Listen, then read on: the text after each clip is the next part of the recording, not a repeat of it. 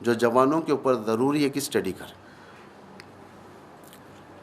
میں ایک بات، چونکہ آپ لوگ ایجوکیٹڈ لوگ ہیں اور میں ہر سال پڑھتا ہوں اس بات کو دوسری جگہوں پہ جہاں پر بھی اشرا پڑھتا ہوں، یہ بات آپ لوگ ذہن میں رکھیں.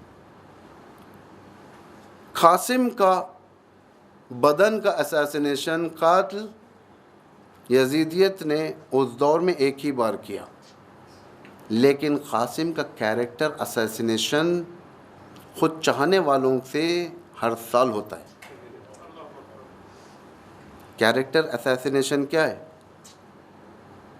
تہمت، شادی کی تہمت، مہندی، یہ سب قاسم کا کیریکٹر اساسینیشن ہے. جبکہ نہ کربلا کے میدان میں شادی ہوئی، نہ قاسم دولہا بنے. العیاذ باللہ، العیاذ باللہ، خدا معاف کرے ہم سب کو. قاسم کی جو نسبت جس عورت سے دی جاتی ہے کبرا سے، کبرا حضرت قاسم کی بھابھی تھیں اور شوہر حسن مثنیٰ زندہ تھے. 10ویں صدی میں کربلا کے بعد 61ویں ہجری یعنی 10ویں سینچوری میں مینیپولیشن اسلام کے اندر بہت ہوا.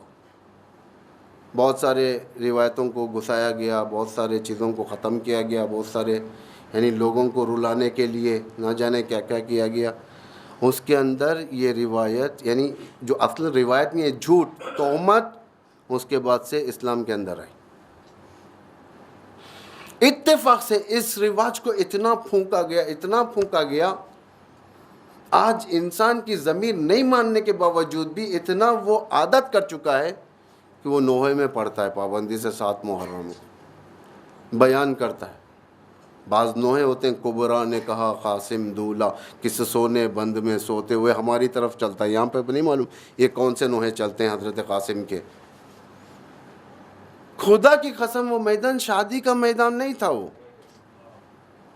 جو قاسم کے بارے میں کہا جاتا ہے 14 سال کا بچہ، امام کا بھتیجا، امام کا بیٹا، جو مقصد صرف کربلا میں قربانی کا مقصد، جو امام قدم بقدم یہ بتاتے ہوئے لے کر آ رہے ہیں کہ لوگوں کو وہاں پہ ہمیں قربان ہونے جانا ہے. کبھی یہ نہیں بتایا کہ کربلا میں ہمیں جا کر قاسم کا ریسپشن کرنا ہے. نہیں ہے. آپ لوگ تحقیق کریں، آپ لوگ جائیں، دیکھیں، اسٹڈی کریں. خدا را قاسم کو اس الزام سے باہر کریں، بری کریں. یہ کیریکٹر اساسینیشن ہے ایک امام کے فرزند پر. امام حسین کا سر نیچے ہو جائے گا. جس امام حسین کی بیٹی سے نسبت دیا جا رہا ہے وہ بیٹی امام حسین کی حسن مثنیٰ کی بیوی ہے.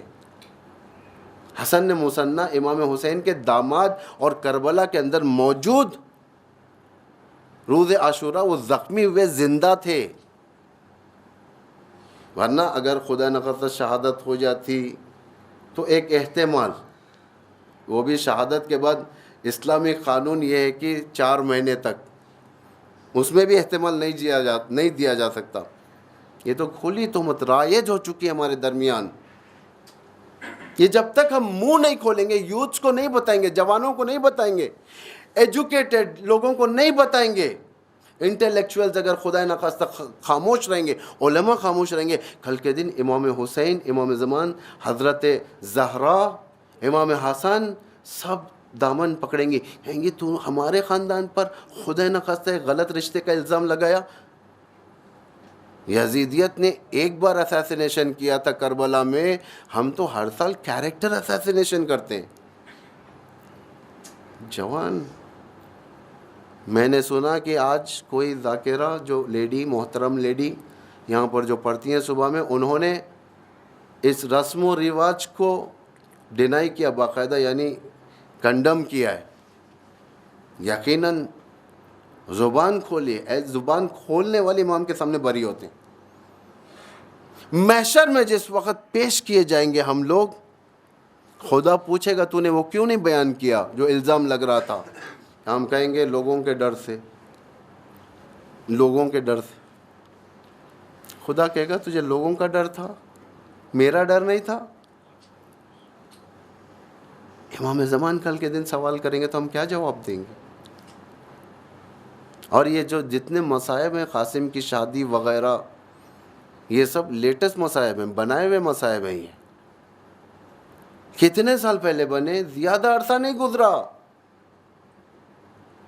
ایک عزاداری کی تاریخ اگر آپ دیکھیں گے، جس عزاداری کی تاریخ میں بعض ایسے مصائب جو مینیپولیٹڈ، جو شمال ایران میں بنتے تھے اور اس کے بعد وہاں سے ایکسپورٹ ہوتے تھے عراق کے اندر پڑھا جاتا تھا. اس دور میں آج کی دور کی طرف فکر نہیں تھی. لوگ کتاب لے کر ممبر پر بیٹھ کر مصائب سناتے تھے.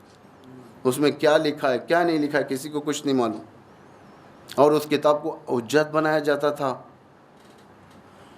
آج جو نزدیک ترین، کربلا سے نزدیک ترین جو کتابیں جو گزری ہیں، یعنی 200 سال کے اندر، 150 سال کے اندر والی، اس کتاب کے بارے میں کوئی بات کرنے تیار نہیں.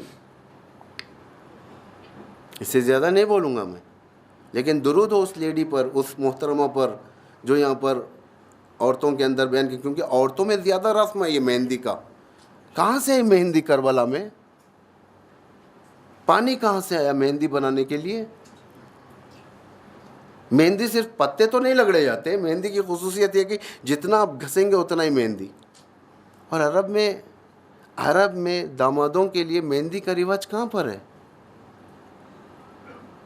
آپ تحقیق کریں. عرب میں آج بھی جو شادیاں ہوتی ہیں کہ وہاں پر مہندی لگائی جاتی ہے انڈیا پاکستان کی طرح، یا مہندی انڈیا سے گئی ہے،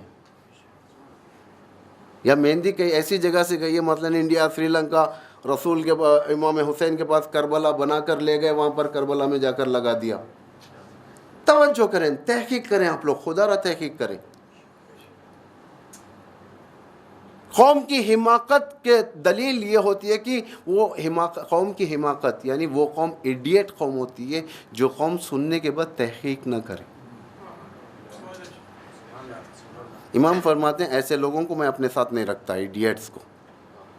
ہم کہتے ہیں ہم دیوانے اہل بیت کے، ہم جو چاہے کریں گے، ہم اماموں کے دیوانے، مر مٹیں گے، فلاں کریں گے. دیوان ہیں، اشعار بھی ہیں، ہم علی کے دیوانے، یا کہیں پر دیوانے. اماموں کو دیوانوں کی ضرورت نہیں ہے، انٹلیکچوئلس کی ضرورت ہے. نعرے حیدری، دشمنان اہل بیت پر انٹلیکچوئلس چاہیے امام کو.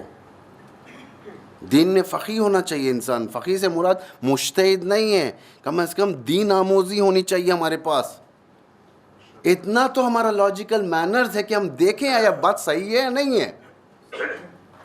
اگر کوئی بات سنا دی جاتی ہے تو انسان تحقیق کرتا ہے کہ یہ بات صحیح ہے یا نہیں ہے، یا ہم ایسے ہی کسٹمز کے طور پر چلاتے ہوئے جا رہے ہیں کربلا کو.